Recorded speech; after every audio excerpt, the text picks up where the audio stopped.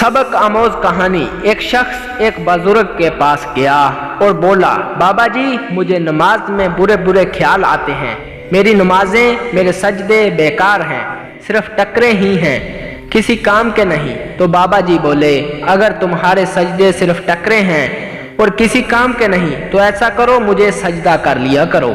तो फौरन बोला, नहीं बाबा जी ऐसा तो नहीं कर सकता। तो बाबा जी बोले, इससे जाहिर है कि सजदा जैसा भी हो बेकीमत और फजूल नहीं है, तब ही तो सब के सामने नहीं किया जा सकता।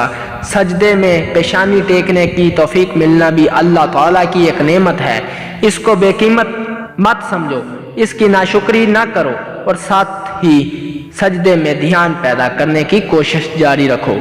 कहते हैं सबक ना भी याद हो लेकिन हाजिरी लगती रहनी चाहिए। महबूब को ये पता हो कि हाजिर तो है